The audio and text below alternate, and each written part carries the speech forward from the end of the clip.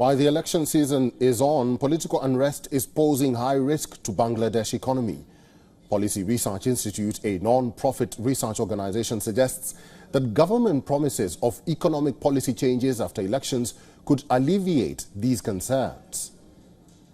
The scale and depth of current challenges mean more significant actions are required to avoid further worsening of macroeconomic conditions in Bangladesh. The country faces challenges such as the unofficial dollar rates, high living costs, slow revenue, and low reserves. These are some of the challenges that the country is facing at this hour ahead of the elections. PRI emphasizes the need for substantial actions to address macroeconomic issues, meet IMF conditions, and implement reforms for sustainable growth. In the accord of this, PRI also recommends reducing tax exemptions, reforming state-owned enterprises, and even revisiting the VAT Act. Now, the VAT Act of 2012 for improved revenue collection, IMF's decision on the release of the second loan installment is expected on the 9th of December. Shamsher Chaudhry is a former diplomat, Bangladesh. He is now joining us from Dhaka. Mr. Shamsher, welcome to the show. Some argue that even post the vote, these challenges will still be there.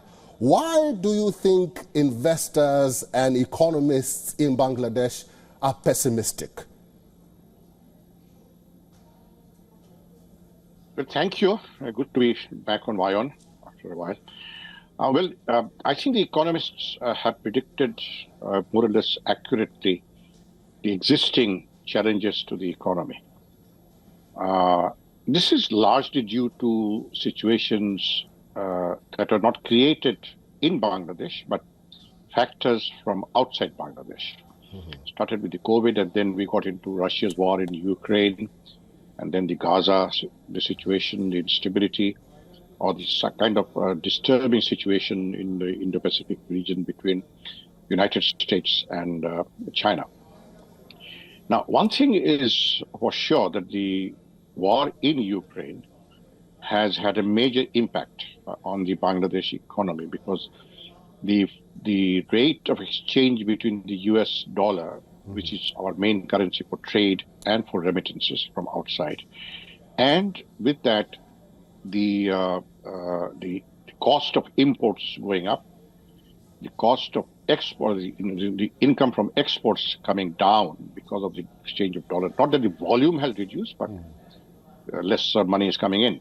The same is the case with the remittances, because with the artificial rate that is now set by the government between the US dollar and Bangladesh, the millions of Bangladeshis who work in the Middle East or Europe, Singapore, Malaysia, they are not remitting through the government channels. I mean, more and more they're using unofficial channels. Right. Because they see a vast difference in remitting money through the unofficial channels and through the government channels. So all this is having an impact, and this is causing a pretty sharp decline in our foreign exchange reserves.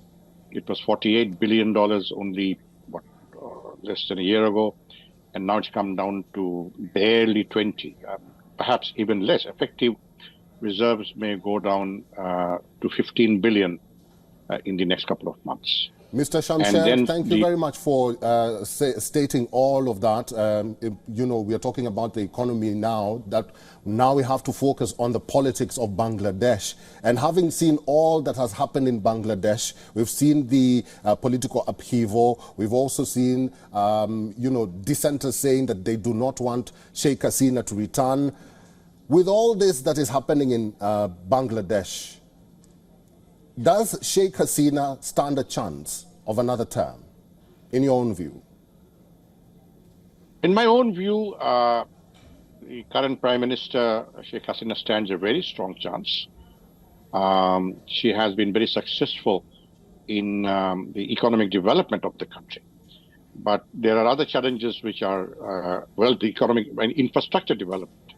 But economic challenges are different. But See, the other big political party, the Bangladesh Nationalist Party, which is inherently not an India-friendly party, is boycotting the election.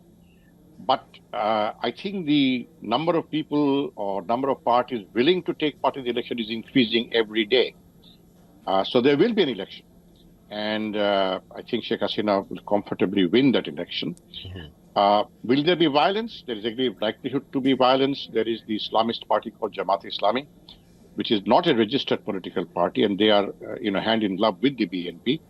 Will try to create violence in one form or the other and blame it on the government. So we will see how far they can disrupt or disturb the election through violence.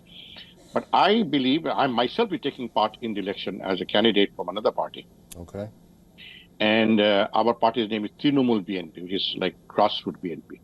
We have, there are 300 seats in our national parliament. Until today, we have sold 350 forms.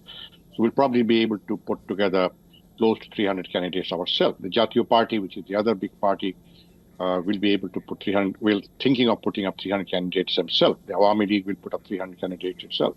So it will be a participatory election.